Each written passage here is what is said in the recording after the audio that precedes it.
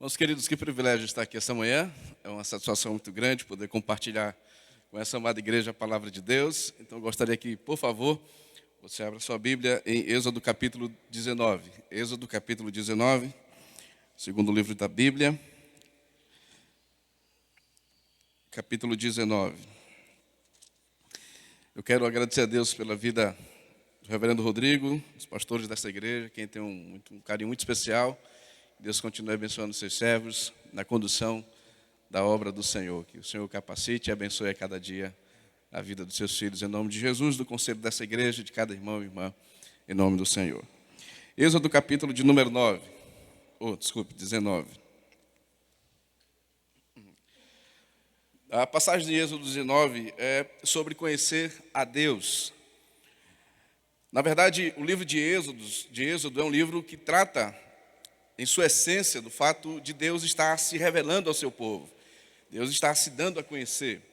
Você lê, por exemplo, o final do capítulo de Gênesis 50, há uma promessa que José, então, fala ali de que Deus visitaria o seu povo, que Deus, então, traria novamente, conduziria o seu povo à terra prometida.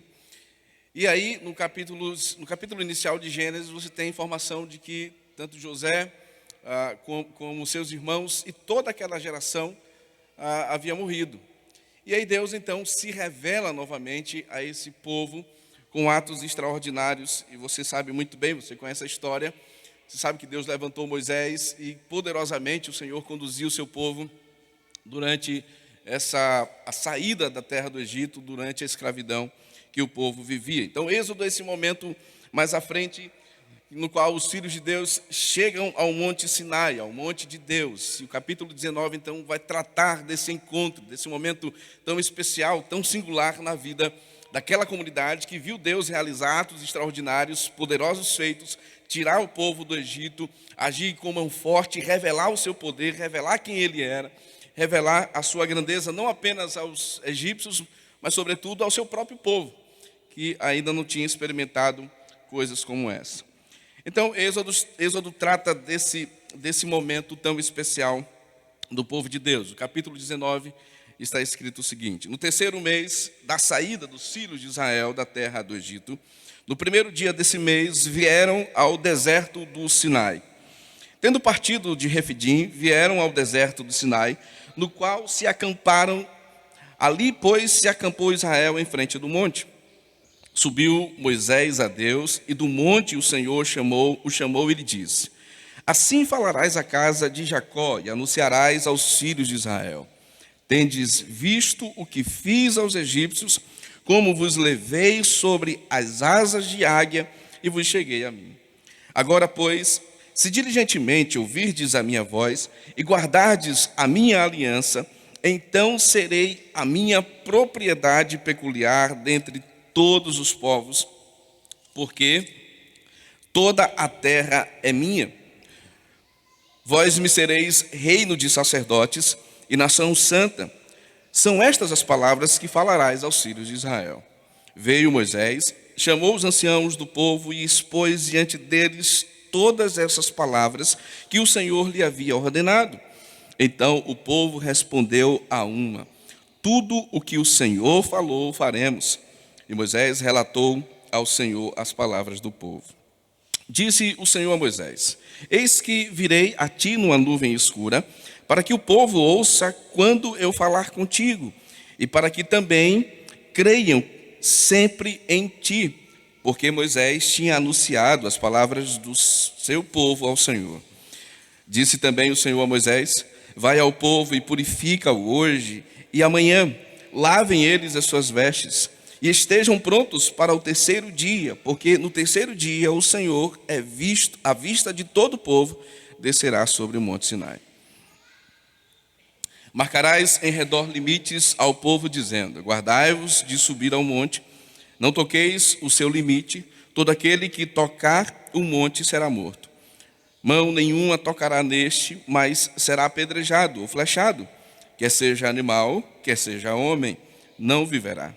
Quando soar longamente a buzina, então subirão ao monte. Moisés, tendo descido do monte ao povo, consagrou o povo. e lavaram as suas vestes. E disse ao povo: estai prontos ao terceiro dia, e não vos chegueis à mulher. Ao amanhecer do terceiro dia, houve trovões e relâmpagos, e uma espessa nuvem sobre o monte, e muito canglor da trombeta, de maneira que todo o povo que estava no arraial se estremeceu. E Moisés levou o povo fora do arraial ao encontro de Deus. E puseram-se ao pé do monte. Todo o monte fumegava, Sinai fumegava, porque o Senhor descera sobre ele em fogo. A sua fumaça subiu como fumaça de uma fornalha, e todo o monte tremia grandemente. E o clangor da trombeta ia aumentando cada vez mais. Moisés falava, e Deus lhe respondia no trovão. Até aqui a leitura da palavra do Senhor.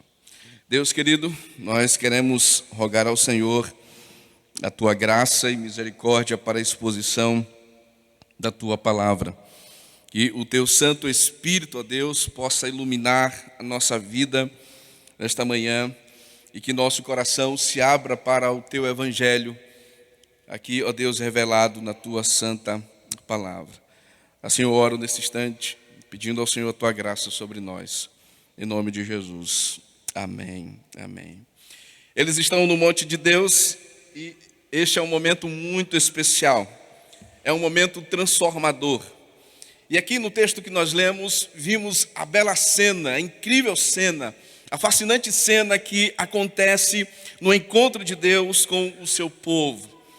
O próprio Deus, o Criador de todas as coisas, o Senhor do universo, aquele que criou tudo por meio da sua palavra, resolveu descer e visitar o seu povo. Assim como acontecia no Jardim do Éden, na viração do dia, Deus descia para encontrar-se com o casal. O Senhor descia para encontrar com aquela família que ele havia criado e colocado no jardim.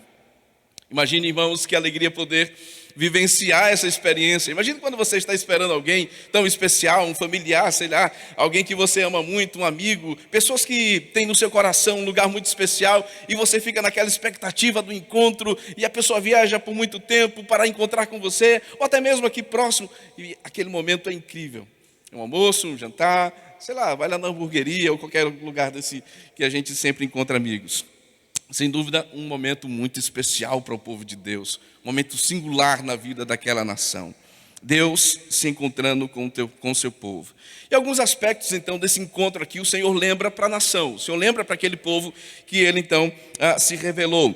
Primeiro, o Senhor trata da sua graça, de como o seu favor se revelou na história do seu povo. Se você notar, o verso de número 4, o texto nos diz assim: tendes visto o que fiz aos egípcios, como vos levei sobre as asas de águia e vos cheguei a mim. Perceba, meus irmãos, a primeira informação que Deus vai falar para o seu povo, que Deus vai lembrar ao seu povo, que Deus vai então esclarecer, colocar diante da nação, é o fato da graça de Deus ter se manifestado poderosamente na libertação, na salvação, no resgate, no encontro de Deus com o seu povo no Egito e tirando com mão forte para a terra prometida. Uma salvação que se revelou na libertação de Deus da escravidão. Deus então tirou aquele povo das mãos dos egípcios. O Senhor revelou poderosamente o seu favor, libertando. Deus resgatou da escravidão do Egito. Deus com mão forte agiu na vida do seu povo. Por meio de pragas e julgamentos, Deus trouxe o seu povo de volta, cumprindo então o desejo de José e a profecia que ele havia dito. Deus visitará vocês. Que coisa extraordinária, irmãos. A graça de Deus se revelando poderosamente e resgatando o seu povo. É assim na vida da gente, é assim também na nossa história. Como a graça de Deus manifestou-se poderosamente, nos libertando, nos salvando da escravidão, do pecado, quando a nossa vida caminhava para a condenação, para um triste fim, mas a bondade de Deus se revelou e nos salvou. A salvação também se revela por meio da graça de Deus. Se você perceber, é evidente no texto que não havia nada, não há nada declarado aqui de que, olha, vocês obedeceram ou vocês fizeram isso, de modo que o meu coração se moveu para resgatar vocês. Não, foi puramente a graça de Deus, o favor de Deus. E é interessante como Deus ilustra isso aqui. Ele diz como uma asa, né? Como eu te tirei, eu te carreguei com asas, como a águia faz com os seus filhotes. O cuidado de Deus se revelando no seu favor imerecido, na sua graça, como a águia que resgata o seu filhote, a sua filha, o seu filhote. Então Deus assim o fez, manifestando o seu poder e resgatando as nossas vidas. Fica claro, por exemplo, quando você lê Deuteronômio capítulo 32, versículos de 9 a 12, tem a mesma ideia, a mesma expressão aqui de Deus que vai ao encontro do seu povo, que guarda o seu povo como a menina dos seus olhos, e um Deus que vai ao nosso encontro e nos resgata, não pelo que a gente fez por Ele, não pelo que a gente deu a Ele, não pela nossa beleza. Certamente alguns aqui todos seriam beneficiados, né? Pela graça de Deus, se fosse o fundamento da beleza, mas não, foi simplesmente o amor de Deus. Deus revelando ao seu povo a salvação. Mas há outro aspecto interessante no texto, irmãos. Primeiro, Deus vai agindo na libertação, Deus salva o seu povo. Isso é pura graça, Deus revela a sua graça ao seu povo. Mas a salvação de Deus, o lembrete da graça, é sempre um lembrete para um relacionamento com Deus. Veja o versículo 4 ainda. Tendes visto o que fiz aos egípcios, como vos levei sobre asas de águia e vos cheguei a mim. E vos cheguei a mim. Deus trouxe o seu povo, não simplesmente para um lugar, não simplesmente para experimentar a alegria de ver uma cena poderosa da sua manifestação, não simplesmente para um momento específico da vida dos israelitas. Não, o Senhor os trouxe para Ele. O Senhor os resgatou, os libertou para um relacionamento com Ele. Muito mais do que relacionamentos que temos na comunidade da fé, muito mais de vivenciar o ambiente que temos na comunidade da fé, um encontro no final de semana, amigos que nós fazemos aqui, ou simplesmente porque viemos com a nossa família, mas muito mais do que isso, a salvação é um encontro com o próprio Deus, o início de um relacionamento com o próprio Senhor. Sabe, irmãos, como isso é maravilhoso, porque a salvação termina com esse encontro, não apenas para experimentar um tempo no acampamento de Israel, não apenas para fugir do pecado ou da escravidão do pecado, não apenas para se livrar do fogo eterno, mas sobretudo para iniciarmos um relacionamento com Deus. É possível, irmãos, que de repente, em algum momento da sua vida, isso foi muito mais vivo na sua alma. Um relacionamento com Deus, a vida com Deus, o seu encontro com o Senhor por meio da leitura da palavra, o seu encontro com Deus por meio da vida de oração, de um coração devoto, entregue ao Senhor. E talvez no tempo isso foi se perdendo. Mas diga como disse o salmista, torna a dar-me, Senhor, a alegria da salvação, porque a salvação é muito mais que uma libertação de nós mesmos, dos nossos pecados, é um convite para um relacionamento com Deus. Às vezes a gente na vida tem pessoas que a gente gostaria de conversar, de ter um tempo, de se relacionar, né? Alguém que a gente, sei lá, um livro que a gente gosta, a gente queria passar um tempo com aquele escritor, ou pessoas que a gente tem uma certa admiração, algum músico, banda, sei lá, coisas dessa da vida que a gente de repente tem, e a gente fica naquela expectativa de ter um tempo para conversar, de passar horas ali trocando ideias. A salvação em Deus, em Cristo, é de todos o mais sublime encontro que você possa ter. Uma vida de relacionamento com o Senhor. A salvação está sendo trazida para um relacionamento novo com Deus. Essa geração não conhecia de perto a Deus. Era uma geração que havia crescido na escravidão, uma geração que havia crescido no Egito, não conhecia o Deus que se revela na palavra, o Criador de todas as coisas. E Deus então o chama para esse relacionamento, para conhecê-lo mais e mais. Sabe, irmãos, há sem dúvida uma necessidade que o nosso coração precisa cada dia desenvolver ou atender, é conhecer mais a Deus, na sua palavra, na nossa prática de oração, no nosso tempo com Ele, investir tempo para conhecê-lo, porque conhecer a Deus é sem dúvida um dos grandes privilégios que o ser humano pode enfrentar. Ser alcançado pela graça e ter o privilégio de ter acesso ao trono de Deus, ter acesso à presença de Deus, a conversar com o seu Criador. Que coisa extraordinária, irmãos. E às vezes isso é tão distante da gente, ou deixado como um segundo plano. Mas ouça o que a palavra de Deus nos convida essa manhã: a se relacionar, a conhecê-lo mais e mais a cada dia. Sabe, queridos, isso precisa vir primeiro. Quando a graça de Deus nos chama, nos alcança, ela nos chama para esse relacionamento.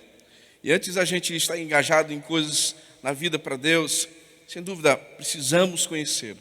Essa é a parte inicial da vida cristã: conhecer mais e mais a Deus, ser tocado por sua graça, ser alcançado pelo seu favor e experimentar a cada dia dessa graça. Essa é a verdadeira experiência da graça de Deus. Essa verdadeira experiência da graça de Deus sempre resultará numa nova identidade a partir do relacionamento com Deus. Isso fica claro no texto, quando Moisés trata e fala ao povo de que Deus tornou esse povo uma raça eleita, um povo santo, um sacerdócio real. Isso é algo que o apóstolo Pedro, por exemplo, aplica à igreja na sua primeira carta, no capítulo 2, dos versículos 9 e 10. Tratando também da igreja, ele aplica essas verdades, mostrando como o povo de Deus é esse povo que Deus chamou, que Deus mudou a sua identidade, que Deus transformou para um relacionamento com Ele. E isso aponta para um aspecto importante, irmãos, na nossa vida: a missão de proclamarmos o Senhor, a fim de proclamardes aquele que vos chamou do império das trevas, do mundo das trevas, para a sua maravilhosa luz. Uma igreja que anuncia, que experimenta um relacionamento com Deus. É uma igreja que vivencia no seu dia a dia, nas suas atividades ordinárias, na sua caminhada durante a semana, uma vida de proclamação, de anúncio da graça daquele que nos chamou. Uma segunda verdade que nós encontramos nesse encontro, irmãos, é o fato de que Deus então chama o povo, convoca o povo para a santidade. Versículos 7, veja o que diz a palavra do Senhor. Veio Moisés, chamou os anciãos do povo e expôs diante de todas estas as palavras que o Senhor lhe havia ordenado. Então o povo respondeu a tudo o que o Senhor falou faremos. E Moisés relatou ao Senhor as palavras do povo. Versículo de número 14 em diante diz assim: Moisés, tendo descido do monte ao povo, consagrou o povo e lavaram as suas vestes. E disse ao povo: estáis prontos ao terceiro dia, e não vos chegueis à mulher. Versículo de número 17 diz assim a palavra do Senhor: E Moisés levou o povo fora do arraial ao encontro de Deus, e puseram-se ao pé do monte. A passagem apresenta esses comandos, então, de obediência, esses chamados para obedecermos, consagrarmos. Consagrar significa simplesmente, irmãos, separar como algo sagrado para uma determinada finalidade, separar algo para Deus. Isso significa consagrar-se a Deus, separar a nossa vida, ter disposição de alma para separarmos a nossa vida para Deus. Deus diz a Moisés, então, para que o povo se consagrasse. Deus diz a Moisés para que eles pudessem purificar as suas vestes, para que eles consagrassem então a sua vida, para que eles limpassem as suas vestes para o encontro com Deus. Eles deveriam estar preparados, porque o Senhor se encontraria com o seu povo. Esse é um chamado, portanto, à santidade. Esse é um chamado para que nos preparemos dia após dia para nos encontrarmos com Deus. Esse é um chamado, irmãos e irmãs, para que ressoa também em nossas vidas. E é claro, em muitas passagens do Novo Testamento, nós somos lembrados sobre a importância de consagrarmos o nosso coração, de colocarmos a nossa vida aos pés do Senhor, de apresentarmos o nosso corpo como sacrifício vivo, santo e agradável a Deus, porque esse é o nosso culto racional. De lembrarmos que somos habitação de Deus, morada do Espírito de Deus. Então Deus chama ao seu povo a consagração. Sabe, meus queridos, quando o Senhor nos justifica, quando a graça de Deus vem à nossa vida, quando o seu poder nos regenera, nos dá vida nova, transforma a nossa realidade, o poder santificador de Deus continuará agindo em nossas vidas. E, portanto, crendo e confiando nesse poder extraordinário, o nosso coração se volta para Deus em consagração, em santificação. Como disse o apóstolo Paulo, que nós devemos então, meus irmãos, viver de modo digno do Evangelho de Deus. O Senhor primeiro nos chama, o Senhor nos resgata, o Senhor nos liberta, o Senhor nos salva e nos dá o poder para vivermos dia a dia para Ele. Talvez você enfrente lutas no que diz respeito a essa consagração a Deus, a viver para Deus, a ter um coração consagrado ao Senhor. Saiba, se você foi alcançado pela graça de Deus, você tem poder no Espírito de Deus, você tem poder no Evangelho de Deus, para amar a Deus acima de todas as coisas, para viver com o coração consagrado a Ele. Essa é a realidade, entregar a si mesmo a Cristo. Isso significa consagrar ao Senhor. Há algo em nossa vida que desagrada a Deus, há algo em nossa vida que precisa ser transformado pelo poder de Deus, há algo em nossa vida que precisa da intervenção de Deus. Hoje é uma manhã para a gente colocar o nosso coração diante dele e dizer: Senhor, eis-me aqui, toma a minha vida, opera no meu coração. O teu Evangelho é o poder, é a dinâmica de Deus que restaura, que muda, que transforma, que opera poderosamente em nossa alma. Pergunte a si mesmo hoje, olhe para o seu coração e saiba que há uma graça em Deus disponível essa manhã, que há uma bondade de Deus, que há perdão em Deus disponível esta manhã, porque no Evangelho o Senhor se revela para nós graciosamente. Meus irmãos, por fim, você tem então a visão de Deus, o encontro do povo com Deus. Versículo de número 16, a palavra do Senhor nos diz: ao amanhecer do terceiro dia, houve trovões e relâmpagos, e uma espessa nuvem sobre o monte, e muito forte clangor de trombeta, de maneira que todo o povo que estava no arraial se estremeceu.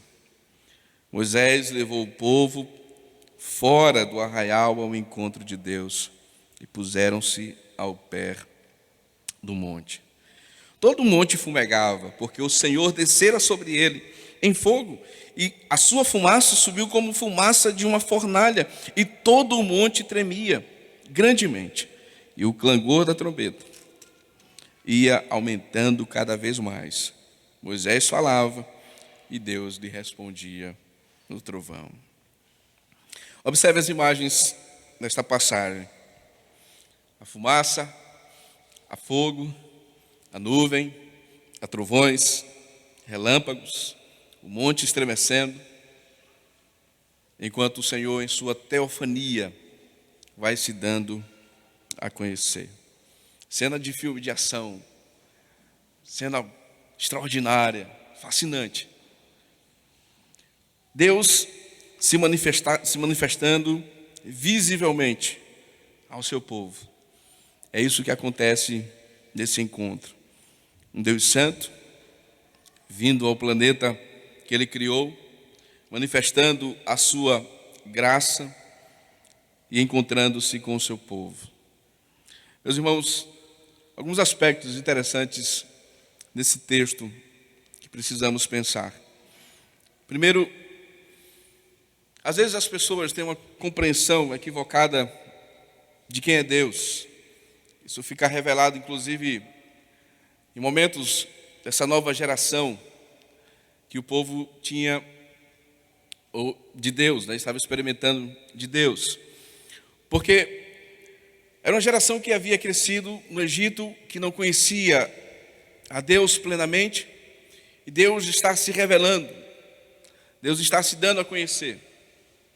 E quando essa nação, esse povo que agora tem essa experiência com Deus, eles ficam assombrados, com medo. E diz: olha, Moisés, na próxima vez faz o seguinte, fala conosco, não deixa que Deus fale direto com a gente, não, fala que Ele fale por meio de você. Porque havia um temor, medo, pavor no coração daquela nação. Às vezes as pessoas têm uma compreensão equivocada sobre quem é o Senhor. Porque há, na verdade, uma projeção do coração sobre o que eles queriam que Deus fosse. O que eles desejavam que Deus fosse. Mas às vezes falta-lhes o conhecimento do Deus revelado em sua palavra.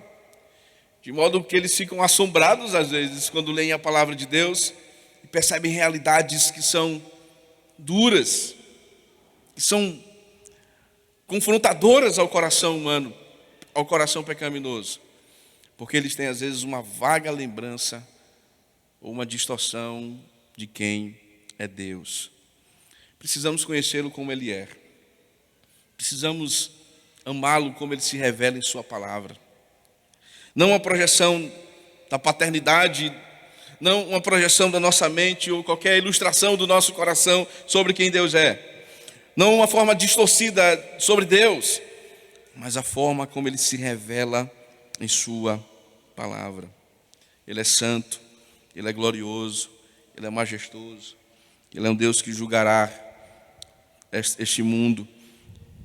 Ele se revela assim na sua palavra.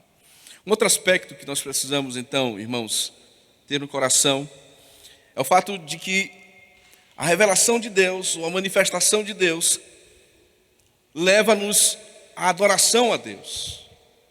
Você percebe esse movimento no coração do próprio povo. Quando Moisés fala ao povo, o povo diz assim: não, nós obedeceremos a Deus, nós ouviremos a Deus, nós vamos responder positivamente ao que Deus falou. Conhecer a Deus é adorá-lo, é manifestar um coração que busca amá-lo todos os dias. Adorá-lo em reverência, em admiração, em louvor, em gratidão por sua bondade, por sua misericórdia. Adorá-lo com todo o nosso coração, com toda a nossa força, com todo o nosso entendimento, não por frivolidades, não por coisas secundárias, por desejos materiais, mas porque Ele é e pela sua graça revelada em Cristo Jesus. Deve ser esse um desejo profundo no nosso coração, meus irmãos, e edificante a cada dia, adorar o Deus que se revela a nós. Agora, como então conhecer a Deus, ou se aproximar de Deus e experimentar a habitação de Deus, a presença de Deus em nossa vida, se somos pecadores e Deus é santo? E esse é um ponto importante, então, que esse texto vai nos conduzir. Ele fala da glória de Deus, de um Deus que se revela poderosamente, de um Deus que desce para encontrar com o seu povo. Você tem indicativos claros aqui do que é a obra de Cristo, do que é o Evangelho, do que é a graça, do que é a encarnação, do que é a vinda do Verbo, do que é o Filho de Deus, o Emanuel, que desce, que vem ao nosso encontro, que vem como homem e habita entre nós, e que é o caminho, então, que nos conduz a Deus, é o caminho pelo qual nós podemos nos achegar ao trono de Deus, é o caminho pelo qual nós podemos conhecer e experimentar uma vida com Deus. Não há outra alternativa, não há outros caminhos. A única forma de chegarmos então a Deus e conhecê-lo é por meio de Cristo. que é a expressão exata do ser de Deus, que é a glória de Deus encarnada. A palavra se tornou carne e habitou entre nós e vimos a sua glória, assim como o povo experimenta a glória diante do Monte Sinai. Deus revela a sua glória no seu Filho, Deus revela a sua glória em Cristo Jesus. Sabe, irmãos, quando a gente se reúne para adorar, para cantar o Evangelho, para louvar a Deus, nós também nos reunimos, nos preparamos, nos consagramos com um único objetivo: de encontrar-se com o Senhor. Agora estamos também como aquele povo, em terra estranha, longe da nossa casa, longe da nossa pátria real. Estamos como aquele povo, peregrinando, habitando em terras estrangeiras, forasteiros. Mas haverá o dia que a gente vai chegar no nosso lar e a glória de Deus, e a majestade de Deus, e o poder de Deus se escancarará diante de nós. E a Bíblia diz que todo olho verá e toda língua confessará que Ele é Senhor, para a glória de Deus Pai. Cada domingo que você vem aqui, lembre disso.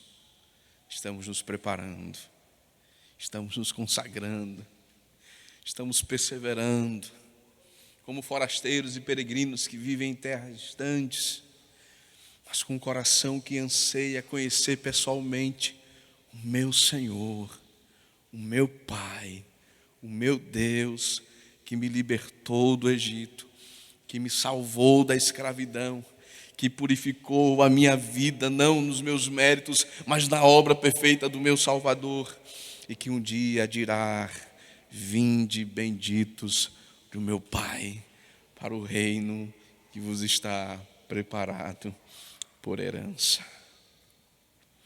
Essa expectativa que nos move a cada dia, que nos faz levantar a cada manhã, que nos faz dizer não ao pecado, que nos faz consagrar o coração, que nos faz viver como comunidade que se ama com o mesmo propósito, o mesmo objetivo de encontrarmos um dia com o nosso Salvador. Sabe, queridos, nós conhecemos como que distante, como que por uma foto que nos foi dada, nos foi mostrada, mas um dia a Bíblia diz que nós o veremos como Ele é. E esse encontro, diz a Bíblia, Apocalipse, João disse assim: o tabernáculo de Deus, eu vi o Senhor descendo no seu tabernáculo, Deus vindo habitar com o seu povo, com os homens. E nesse encontro, diz a Bíblia, que Deus enxugará dos nossos olhos toda lágrima. Não haverá dor, não haverá pranto, não haverá luto, porque todas essas coisas passaram e já não mais existirão no encontro com Deus.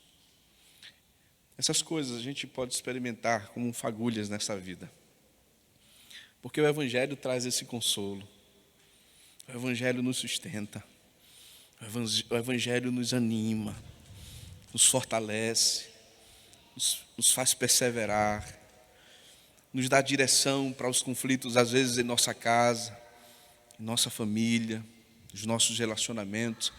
O Evangelho vai pincelando essas coisas que um dia experimentaremos plenamente no encontro com o nosso Senhor. Saiba, querido, que o retorno de Cristo trará então essa grande bênção, poder conhecê-lo como Ele é, não em partes, mas como Ele se deu a conhecer, como Ele se dará a conhecer na eternidade.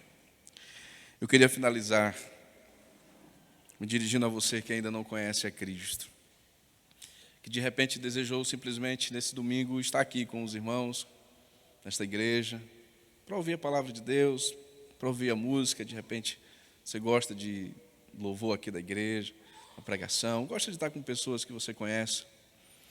Mas muito mais do que esse encontro, esse momento, que você atente para o que a palavra de Deus está nos dizendo, está lhe dizendo essa manhã. Um dia Deus vai se encontrar novamente com o seu povo, com toda a humanidade. E esse dia será um dia de assombro e de espanto para aqueles que não conhecem a Deus. É a oportunidade, portanto, de você não viver em desespero de alma, em aflição, em angústia sobre a eternidade. É você conhecer a Deus por meio de Cristo. É você vivenciar um relacionamento com Deus por meio de Cristo. Isso é graça. Não pelos seus méritos, não pelas suas alternativas, não por boas obras, apesar de serem importantes, mas elas não são suficientes para purificar a sua vida. A porta da graça está aberta ao seu coração essa manhã. Não endureça a sua vida, não endureça o seu coração, mas se renda a Cristo como o único Senhor e Salvador da sua vida, para que um dia você o conheça como seu Salvador e não como juiz que irá julgar a sua vida. Eu queria dirigir a você que é povo de Deus, que já o conhece, que teve a experiência de ser salvo da escravidão. Sabe que há uma graça em Deus disponível a cada dia para que você consagre a sua vida a Ele. Que há uma graça disponível a Deus todos os dias que você levanta para as suas atividades, para as suas demandas, que fortalece a sua vida para você continuar perseverando e ansiando e desejando e se consagrando para esse encontro com o seu Salvador. Não desista, meu irmão. Não desista, minha irmã. Não desista, jovem. Persevere. Continue firme, amando o seu Senhor, lutando contra esse mundo, perseverando diante de Deus, conhecendo e vivenciando a cada dia um relacionamento com Deus, até o dia em que você o verá face a face na eternidade. Eu queria encorajar você, pai, mãe, a ensinarem isso aos filhos de vocês. Há um Deus de graça, filho, que nos amou, que nos salva, que nos perdoa, que nos chama a viver para Ele todos os dias e que um dia vai voltar para buscar todos nós para a eternidade. Eu sei, filhinho, talvez eu falo de Deus para você e você diz: mamãe, mas eu nunca vi Deus, eu não consigo enxergar. Deus se revela em toda a sua criação, na sua palavra, mas não se preocupa não, filhinho. Um dia você verá o papai do céu como Ele é. Louvado seja o Senhor. Igreja de Deus, que o Senhor nos sustente a cada dia, que o seu amor nos fortaleça a cada manhã e que a nossa vida persevere com o anseio de conhecê-lo ainda mais e conhecê-lo como Ele é na eternidade. Que Deus abençoe a sua vida em nome de Jesus. Amém.